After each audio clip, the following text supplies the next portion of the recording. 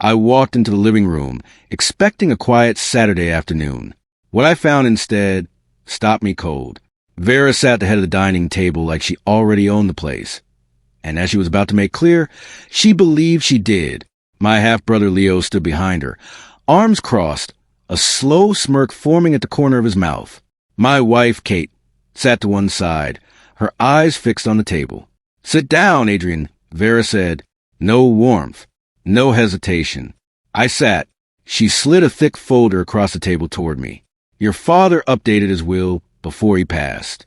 Everything has been handled legally. The house, the accounts, the investments, they belong to me and Leo now. You have no rights here." The words hit me like a freight train. My father, Gerald, had only been gone 6 weeks. I was still carrying that grief everywhere I went. And now this woman, who had been in our lives for just 9 years, was telling me I had been wiped out completely. I opened the folder slowly. The documents looked official, notarized signatures, legal seals, neatly dated pages. My hands were trembling. Then I spotted something in the top corner of the first page. A small but familiar stamp. The gold logo of Harfield Bank. The same bank where my father had once pulled me aside quietly and said, "I keep only what truly matters here, son." My chest tightened. Something was very wrong. And I was going to find out what. My name is Adrian Cole. I am 34 years old, born and raised in Charlotte, North Carolina. If this opening already has your heart pounding, believe me, this story goes so much deeper. Before we continue, please subscribe to this channel and hit the notification bell. I share powerful, true-to-life stories just like this one every single week, and you do not want to miss what comes next. I did not sleep that night. I sat in my father's old study for hours, surrounded by filing cabinets, framed photographs, and stacks of papers that still smell faintly like him. Old wood, motor oil, and coffee. The room felt like Gerald. Quiet, steady, and honest. I pulled open drawers and flipped through years of files. Insurance records, property deeds, bank statements, old tax returns. Everything was organized the way my father did things. Carefully and patiently, as if every detail mattered because it did. As I read, I began remembering small things he had said in the months before he got sick. Comments I had brushed aside at the time. "Vera doesn't always understand how I do things," he had told me once, almost to himself. Another time, out on the back porch, he had said quietly, "Promise me you'll pay attention when the time comes, Adrian. Don't just accept what people hand you." I had not known what he meant back then. I was beginning to understand now. The anger I had felt in the living room earlier had been hot and loud. But sitting here among his things, it changed into something much colder and stronger. Determination. I was not going to walk away from what was mine. I was not going to let Vera and Leo take what my father had spent his whole life building. Then, in the very back of the bottom drawer, my fingers found something. A sealed envelope. On the front, in my father's steady handwriting. "Do not open until necessary." I stared at it for a long moment. My hands went completely still. My fingers trembled as I turned the envelope over. It was sealed carefully on every edge, like my father had wanted to make absolutely sure no one would open it by accident. The handwriting on the front was unmistakably his. Neat, slanting slightly to the right, each letter placed with care. "Do not open until necessary." I sat back in his old leather chair and thought about that word, necessary. He had chosen it deliberately. He always chose his words deliberately. I opened it. Inside were 2 things.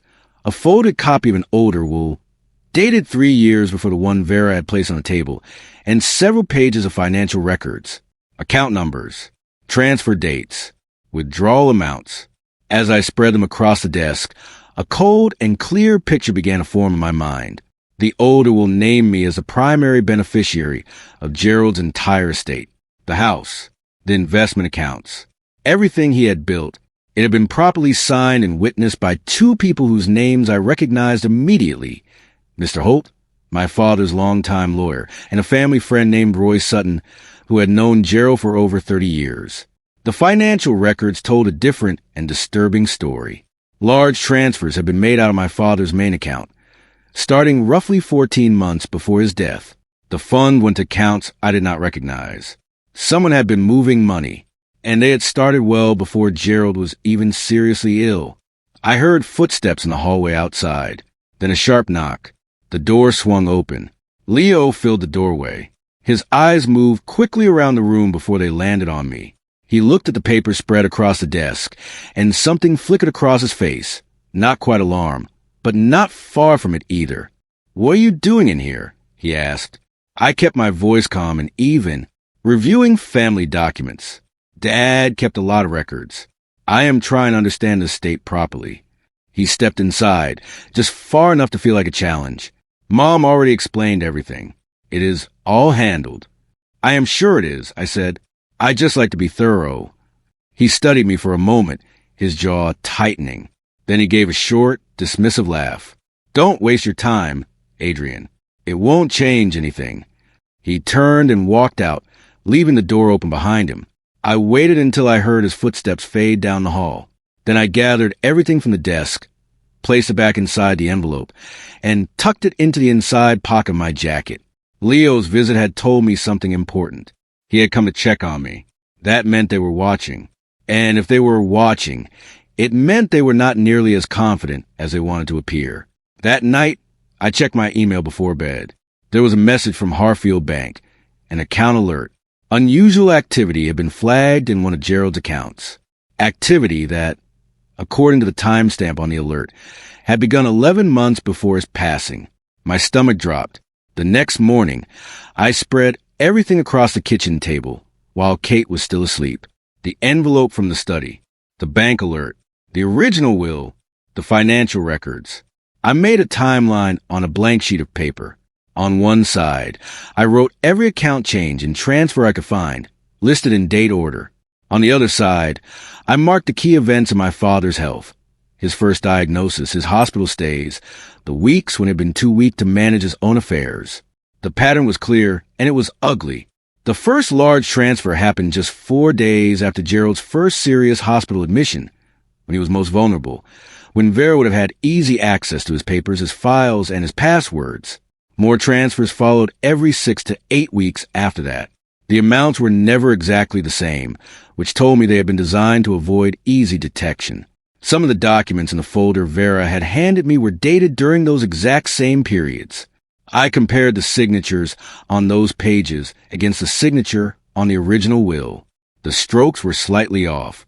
The pressure was not quite right. A skilled forger could copy a signature, but almost never perfectly. I photographed everything on my phone and sent the images to a secure folder. Then I remembered something Gerald had mentioned the previous year, almost as an afterthought. He had told me he kept a safety deposit box at Harfield Bank. Just in case, he had said with a small, private smile. That box now felt extremely important. I drove to Harfield Bank the following morning, arriving just after the doors opened.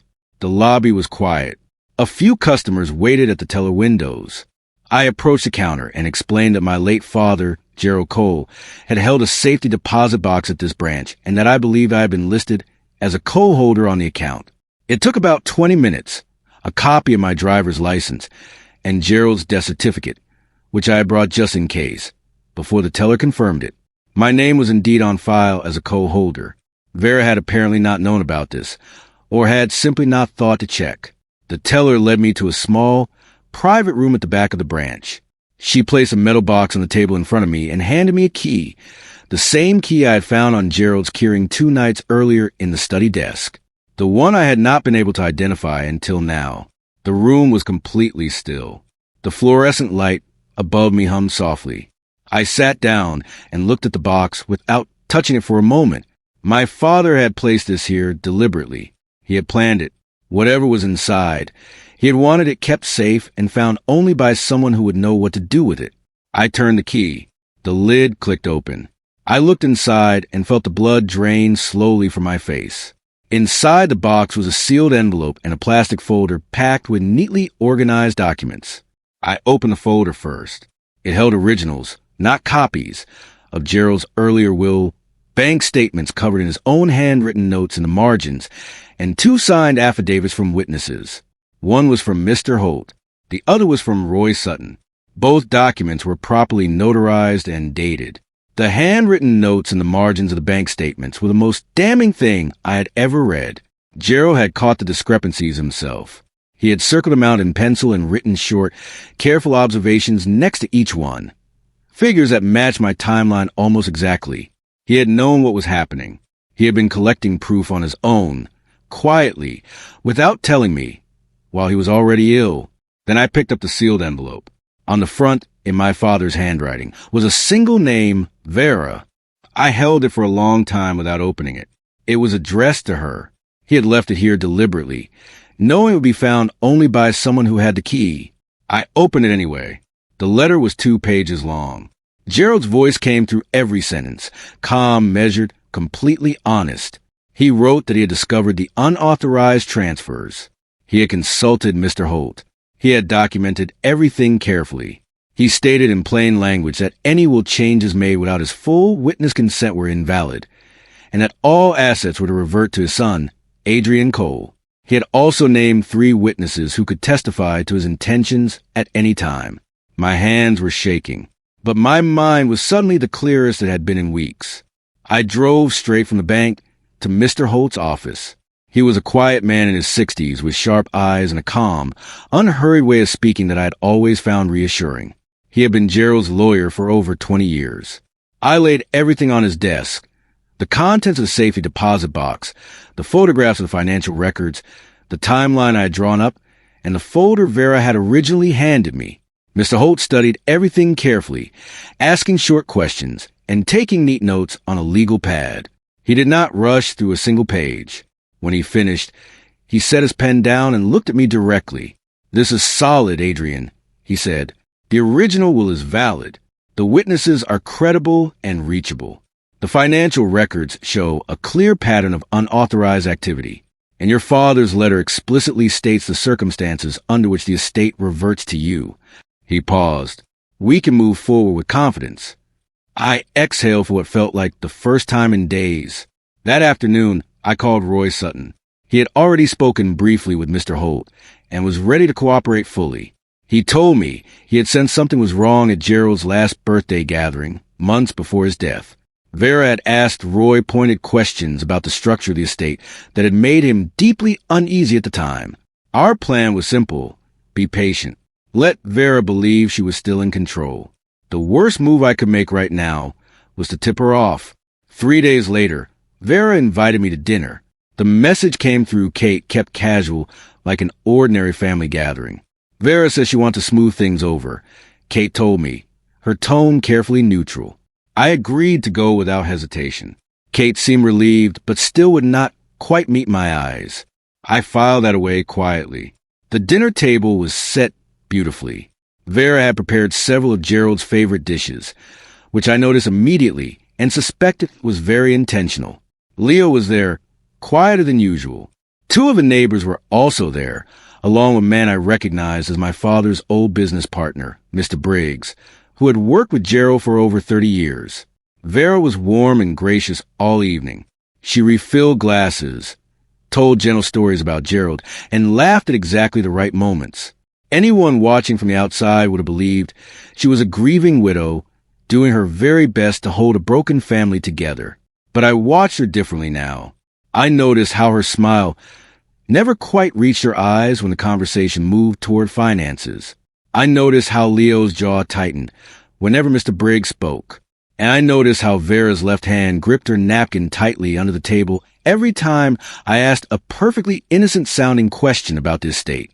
Near the end of the meal, Mr. Briggs set down his fork and said quietly, "Gerald always told me he had things arranged in a very specific way," said he left absolutely no room for misunderstandings. He looked at no one in particular when he said it, but I caught Vera's face in that instant. The warmth flickered, just for a second, after dinner. While Vera was clearing plates in the kitchen, and Leo was walking the neighbors to the door, I found myself alone near the fireplace with Mr. Briggs. "You knew my father well," I said. 32 years, he replied. "Gerald was the most careful man I ever knew. He never left loose ends." He looked at me steadily. "How are you really doing, Adrian?" "I am paying attention," I said. "The way he taught me to." Mr. Briggs gave a slow, approving nod, as if that were exactly the right answer. Earlier at the table, I had asked Vera 2 casual, conversational questions about the timing of the will changes, and which lawyer had helped prepare them. Her answers had been smooth and practiced. But on the second question, she gave a date that did not match the date printed on one of the documents in the folder she had handed me. It was a small contradiction, but it was there. Leo had caught her stumble. He had covered it quickly with a joke that redirected the conversation. He was fast, I gave him that. But when I caught his eyes across the table a moment later, the smirk was completely gone. Driving home that night, Kate sat quietly beside me. Then she said softly, "She is not what I thought she was." "Is she?" I did not answer right away. I was still thinking about what I had overheard as I passed the hallway near the kitchen. Vera's low, urgent voice on her phone. "We need to move faster. Something has changed." Back home that night, I sat at the desk in our spare room and went through the documents one final time. Everything was still clean and consistent. Everything still held up perfectly. I organized the originals into a secure folder, then made 2 additional sets of copies. One set for Mr. Holt and one for Roy Sutton to keep separately. If anything happened to my copies, the evidence would still exist in 2 other places. I kept returning to something my father had said during one of our last real conversations. He had been sitting up in his hospital bed, tired but clear-eyed, and he had reached over and taken my hand. "Patience wins more than anger, Adrian. Always remember that." I had thought at the time that he was simply offering general wisdom. Now I understood he had been preparing me specifically for this moment. Vera was already planning her next move. That much was clear from the phone call I had overheard. Whatever she was arranging, I needed to let it happen without interference. Every step she took left a trail. Every attempt to cover her tracks created new evidence. The more she scrambled, the more material I would have. Mr. Holt had advised me to stay calm and let the legal process carry the weight. He was quietly preparing a court filing. The timing needed to be precise. 2 days later, a certified letter arrived at the house. It was addressed to Vera. I was in the hallway when the mail came through the slot and landed on the floor. I watched her pick it up. Vera stood in the hallway, turning the envelope slowly in her hands. I pretended to look at something on my phone, but I was watching her from the corner of my eye. She opened it right there, apparently forgetting or not caring that I was present. Maybe she assumed it was routine estate correspondence. She unfolded the single sheet inside and began reading, murmuring the key phrases under her breath, a habit she had when absorbing information. The words I caught made everything inside me go perfectly still. It was a formal notice from the probate court. A scheduled review had been ordered for the estate of Gerald Cole. The review would examine the validity of all will documents, account changes, and asset transfers made in the 12 months preceding Gerald's death. Vera's face went white. She read it twice. Then she walked quickly toward the back of the house, and I heard the bedroom door close firmly. Her voice started immediately, muffled to the walls, but fast and urgent. She was calling someone. I walked calmly to the kitchen and poured myself a glass of water. My pulse was moving quickly, but my hands were steady. This was a notice that Mr. Holt had quietly arranged, a procedural filing that triggered a full court review, routine looking on the surface. But for Vera, it was the beginning of the end. She now had 2 weeks before the scheduled review. In that time, every move she made would be watched and recorded. The days that followed were a careful, quiet battle fought mostly on paper. Vera hired a lawyer named Mr. Prentice, who had a reputation for aggressive tactics and billing every possible minute. I knew this because Roy Sutton had heard it through a mutual contact in the legal community and passed the information to Mr. Holt without delay. She filed a motion to delay the probate review, claiming that additional documentation was still being gathered on her side. Mr. Holt countered it with a clean, detailed response citing the original will, the authenticated witness statements, and the documented timeline of financial transfers. The motion was denied within 48 hours.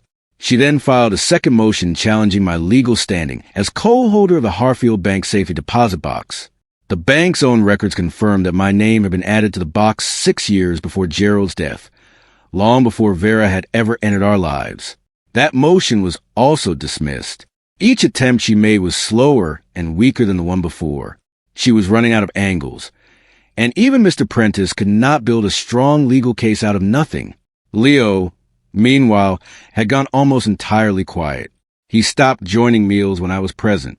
I could still feel him watching me at the edges of our shared moments in the house, calculating, studying, trying to figure out which direction things were really heading. He was beginning to understand that things were not going the way his mother had promised they would. 2 days before the scheduled probate review, something happened that Vera had not anticipated at all. Mr. Holt called me on a Tuesday evening, and there was a note of quiet satisfaction in his voice I had not heard before. "Adrian," he said carefully, "you will want to hear this. One of the financial records your stepmother submitted to court, a document she claimed was your father's authorized approval of the account transfers, has been confirmed as altered. The original version was recovered directly from the bank's own archived records." I sat down slowly. "How?" "The court requested the bank's internal file copies as part of the standard review process," he said. "Completely routine. But the bank's copy shows a different date and a different signature block than the version Vera submitted to the court. She altered an official document and submitted it as legal evidence. This was not a gray area. This was not a matter of anyone's interpretation. Submitting a falsified document to a probate court was a separate criminal act, layered on top of everything else we already had. What happens now?" I asked. "The judge has already been notified," Mr. Holt said. "The review will proceed as scheduled, and this will be central to proceedings." That same evening, Vera tried a completely different approach. She knocked quietly on the door of the room where Kate and I were, and asked to speak with Kate privately. I stepped aside and let it happen. I was not worried. The facts did not change based on whatever Vera chose to say behind closed doors. The morning of the probate review, I arrived at the courthouse with Mr. Holt and Roy Sutton. Vera was already seated with Mr. Prentice when we entered the room. Leo had not come. Kate sat beside me and placed her hand quietly in mine. The session was not dramatic the way courtrooms appear in films. It was methodical and calm. Judge Tate moved through the evidence steadily and without rushing anything. Mr. Holt presented the original will, properly signed and witnessed. He presented the authenticated bank statements with Gerald handwritten notes in the margins. He presented Roy Sutton's notarized affidavit. He presented the letter from inside the safety deposit box, Gerald's letter to Vera, which now served as a formal legal statement of my father's intentions. Mr. Prentice attempted to challenge the authenticity of the original will, arguing that Gerald had changed his wishes in his final months. Mr. Holt responded by presenting the letter and the witness testimonies, which confirmed that Gerald had been completely consistent in his intentions until the very end. Then came the altered document. Judge Tate set it down and looked toward Vera's side of the room in a way that needed no words whatsoever. Vera remained controlled on the surface, but I watched her jaw tighten. I saw her hands grip the arms of her chair. Mr. Prentice leaned close and whispered something to her. She whispered back, and in that moment I saw her expression finally shift, the certainty cracking for the first time. That afternoon, Judge Tate issued a preliminary ruling. The falsified document was formally flagged for criminal referral. The probate review was to continue with heightened scrutiny on every document Vera had submitted. A final judgment would follow within 10 business days. Mr. Prentice left the building quickly, his phone already pressed to his ear before he had reached the bottom of the steps. He had the look of a man beginning to calculate how far this situation could travel and whether he wanted to remain connected to it. Outside the courthouse, Roy Sutton shook my hand firmly. "Gerald will be very proud," he said simply. I believed him without question. Vera left without looking at me. Leo lingered near the exit for a moment, watching me from across the parking lot. For the first time, there was no smirk, no folded arms, no manufactured confidence. Just a young man who was beginning to understand the real weight of what his mother had done and what it was going to cost them both. I drove home with Kate. She was quiet for most of the ride. Then she said, "When Vera came to speak with me that evening, before all of this, she told me you were wrong about everything. She was very convincing." She paused. "But I kept thinking about the kind of man your father was. And then I kept thinking about the kind of man you are, and I realized they matched each other exactly. She reached over and took my hand. I felt something loosen in my chest. The 10 days before the final judgment were the hardest of all, not because I doubted the outcome. Mr. Holt had been clear from the very beginning that our evidence was strong, and after the preliminary ruling, he was even more certain. The hardest part was the emotional weight that had been steadily building since the afternoon Vera first slid that folder across the dining table at me. I found myself thinking about my father constantly, about the quiet, private way he had prepared all of this. The safety deposit box, the original will, the handwritten notes in the margins of his own bank statements, and the letter addressed to Vera that he had clearly known would one day become the most critical document in the entire case. He had done all of it while he was already sick and tired, without telling me, because he had not wanted to add to my worry. He had carried it alone. That thought made my eyes sting every time it came back to me. Kate and I had long conversations during those evenings. She admitted she had been uncertain at the beginning. Vera had been so composed and so convincing on the surface. "I feel ashamed that I doubted you," she said one night. "You did not know what I knew," I told her honestly. "And you came around when it truly mattered." Through Roy, we learned that Vera had discovered the altered document had been traced specifically back to her. There had apparently been a significant argument between her and Leo over it. The cracks between them were spreading wider every day. On the 8th day of waiting, Mr. Holt called with an update that added one final, powerful layer to everything we already had. Gerald's longtime accountant, a quiet and precise man named Mr. Tanner, had come forward on his own. He had not been directly involved in the estate proceedings at any point. But after hearing through professional contacts that a probate review was underway, he reached out to Mr. Holt directly and without any prompting. Mr. Tanner had worked with Gerald for 18 years. He had personally prepared my father's tax returns, reviewed his investment accounts every year, and been present at 2 separate meetings in which Gerald had specifically reconfirmed his wishes regarding the estate. Gerald had also mentioned to him, just 4 months before his death, that he was concerned about certain conversations Vera had been having with a different financial advisor, one Gerald had never authorized or hired. Mr. Tanner had kept his handwritten notes from both of those meetings. He had notarized copies ready. He was fully prepared to submit them directly to the court. "This adds another strong layer," Mr. Holt told me. "But honestly, Adrian, we did not need it. What we already have is more than sufficient. This simply removes any remaining doubt from any remaining angle." I thanked him and set down the phone. I sat quietly for a while, thinking about how many people had quietly protected Gerald's legacy without making any noise. Mr. Holt, Roy Sutton, and now Mr. Tanner. Honest, patient people. Exactly like my father had been. On the 9th day of waiting, I received a call from a number I did not recognize. It was Leo. He sounded different from every version of himself I had experienced over the past weeks. Flatter, less certain, as if some layer had been stripped away. He asked if we could talk. I said yes.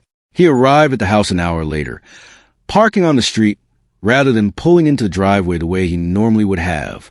A small thing, but it told me something. He sat across from me in the living room, hands between his knees, studying the floor. "I did not know everything she was doing," he said quietly. "I knew she was trying to secure this estate. I did not know she had changed any documents." I studied him carefully.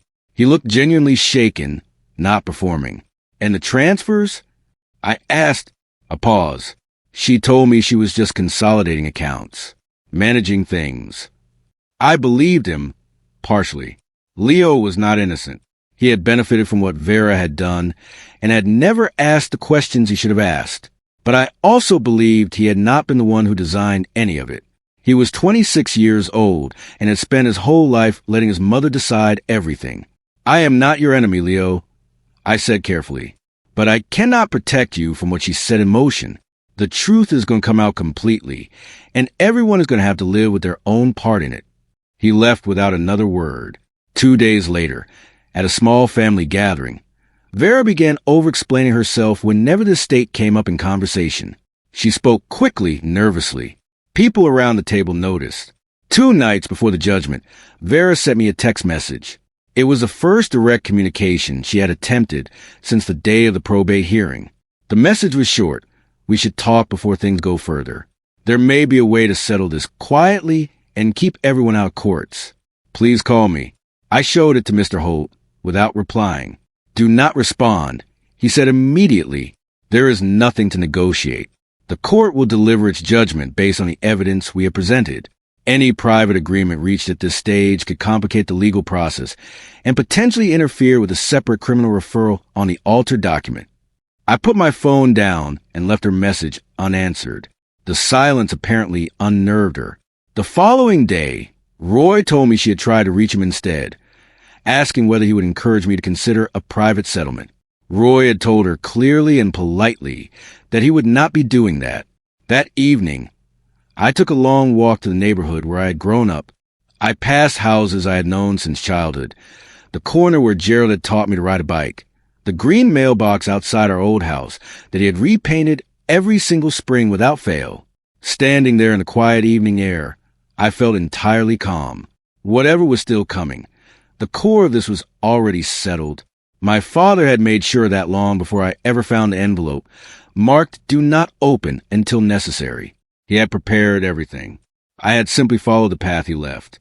The day before the final judgment, Mr. Tanner's formal submission was accepted by the court. Mr. Holt called me with the confirmation.